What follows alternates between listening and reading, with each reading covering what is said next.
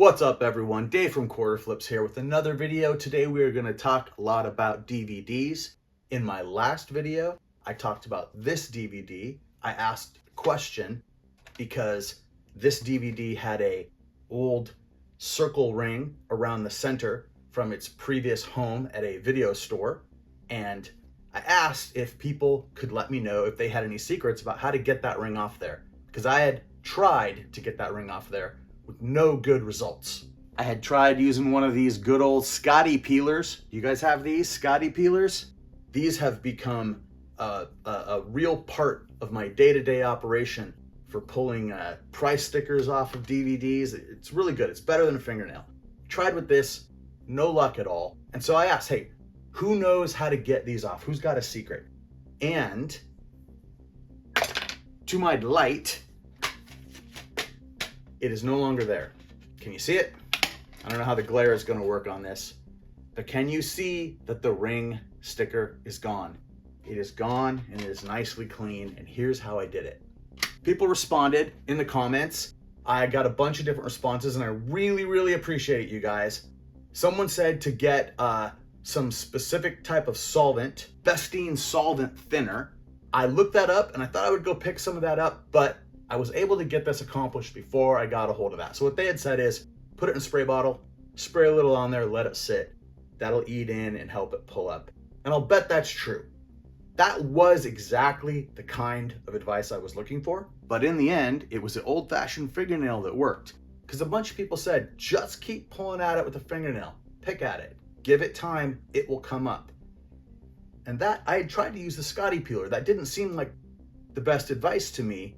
But I said, okay, you know what? I'll just give it some time. So I sat down, I put on a movie, and as I was watching, I just kept pulling on the edge of that sticker.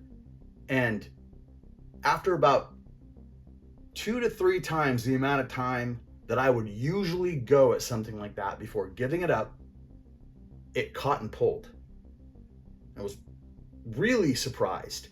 And once that sticker started to come, it came off pretty easily. It took a few more picks to get it going, but now it left residue. It left residue in the circle, and that residue says void. These stickers are made so that if you pull them off, you can still see that the sticker had been on there. Or if you tried to pull the sticker off and put it on a scratched copy of the disc, if you were trying to swap out, because this disc is in really nice condition. It's brand new. I'm kind of surprised there was a sticker on there at all. But if you had tried to put the sticker on there, the sticker would say void where the little void part had come off. Or if you tried to put the disc in there with the sticker off, or you would see the word void written in the circle. So that's what happened. I ended up with that. But that residue that was left over that said void, that was no match for the Scotty peeler. That came right off. Now it's like a tiny little bit of alcohol on not even on a Q-tip, just on some toilet paper. Rubbed around there, took all last remnants of that residue off. So this disc is now perfectly clean. This thing is ready to go. My next step in selling this would be photographing it. And I thought, you know what? Let's talk about how I photograph DVDs for eBay.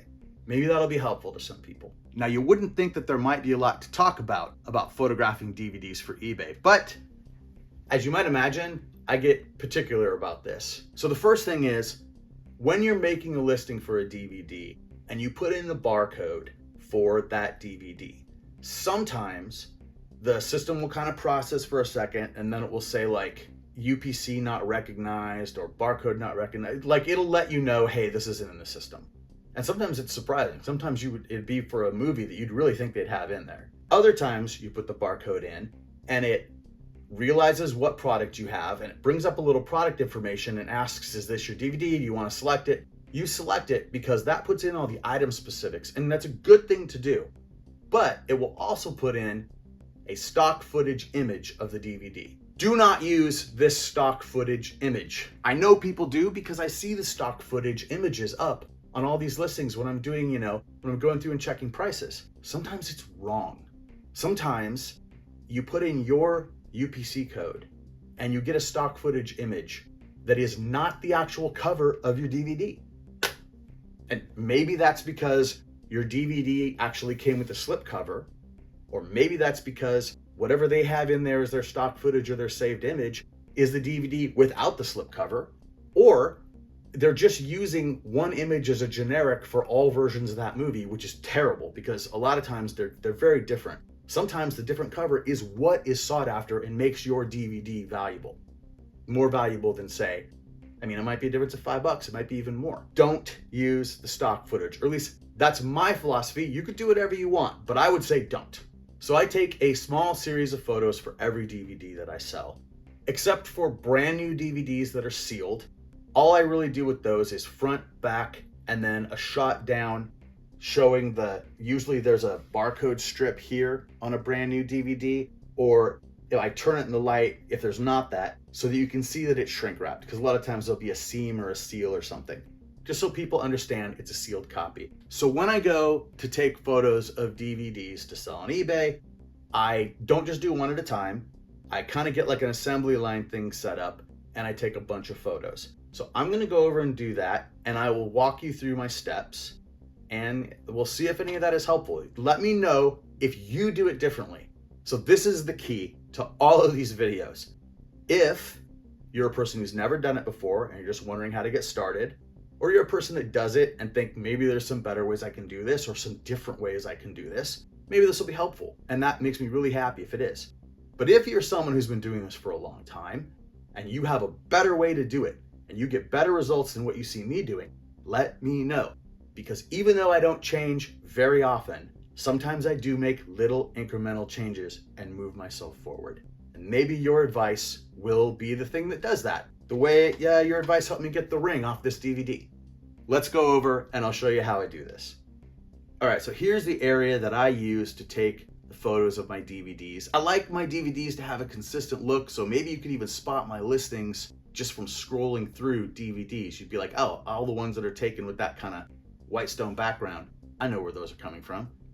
I notice certain items when I'm doing product searches. Sometimes I see that very familiar Commonwealth Flipper background. You guys probably know what I mean. That wood bench look. All right, so we've got the space where we're gonna take the images. Now, I use a ring light, a Neewer ring light. And I have this item listed down in the description of the video. It's one of those things that I use for my listings and for my videos. So this one is the second one I've had, and it is broken. The little dimmer knob, that's an on and off switch and a knob that goes from dim to bright. I have never used it at anything but full brightness, and right now it's stuck at full brightness.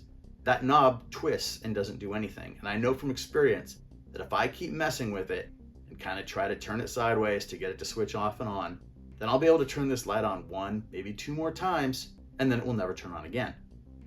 That's what happened to my first one. So now I just leave it in the bright position and turn it off and on by plugging it in and unplugging it. But that's neither here nor there. This light is really good for casting enough light for me to get good photos to use on eBay. All right, so let me show you the step I use for every DVD. First, I line up the DVD against the wall. Then I get my photo of the front cover. Then I turn it around in the exact same spot and I get my photo of the back cover. Now when I'm taking these photos, I'm taking a look in the viewfinder. I'm making sure I'm not getting weird glare because the DVDs are coated in plastic. The artwork is inside that case, and you can get glare really easily. And with the ring light, you can even see the ring if it's pointed straight at it. So I kind of get everything set at an angle so the photos look right. Then I hang up this piece of white construction paper. I got this at the dollar store, by the way, the video coming about things I get at the dollar store that I use all the time. I hang this here and I put it all the way over to the left, and that'll make sense in a minute because I don't want to keep moving back and forth and back and forth. I open the DVD up, set it down so we can see the insides, and I take a photo looking down so that I can see if there's any inserts. And in this case, it's got the poster and it's got the card, the still frames from the movie on cards.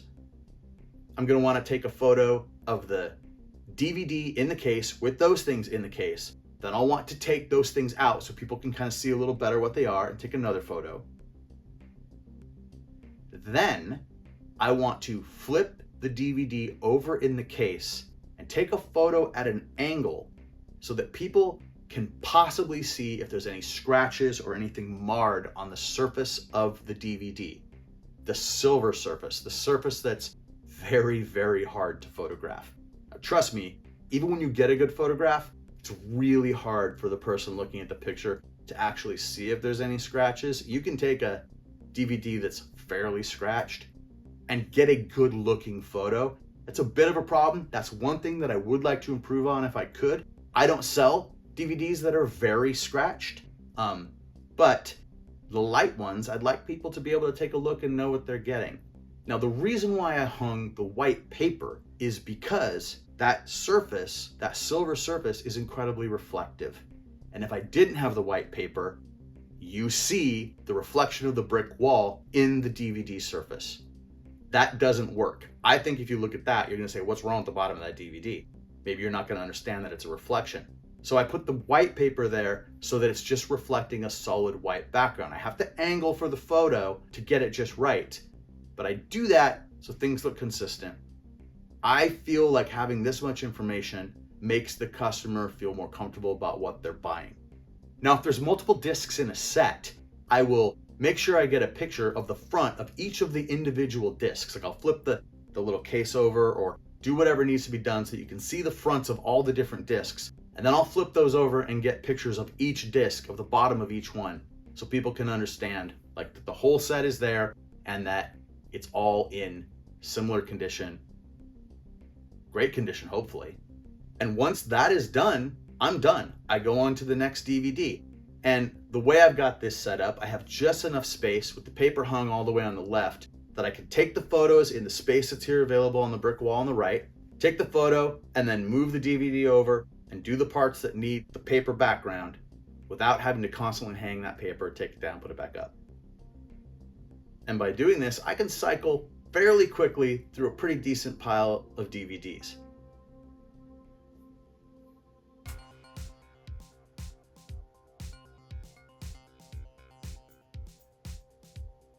And once I have all the photos taken, I just airdrop them to my editing computer, put them in a little file, and I use them just as they are. I almost never have to Photoshop anything, unless I notice when I'm uploading that a picture looks funky. And then sometimes in eBay, there's actually tools that they have where you upload the photos where you can do a little bit of work there. I don't like to do that. I feel like it takes too long. It makes the listing take too long. Also, you have, much finer tools in something like Photoshop or some photo editing program. But for me, the whole point is just to get them up there quickly. Sometimes I'll rearrange the images if I think there's a better way they can go up, but generally what I want is the first image position to have the front of the DVD, so people just, boom, can identify the DVD and they know what they're getting. And that is basically it. Before I know it, I've got a bunch of DVDs in my draft folder ready to go. So that's everything that I had to say today. I think it was probably a pretty short video, but maybe not, I don't know. It's hard to know when I'm doing this how long the video is gonna be when they get edited. They're usually, 8 to 12 minutes, but I don't wanna be less than 8. And I don't like to be really long because who really has the time? There's a lot more videos to watch, right? Or work to do, or life to live. Whatever it is, I hope you are having a good time doing it. Okay, thank you very much for watching. Please like and subscribe, and I will see you soon.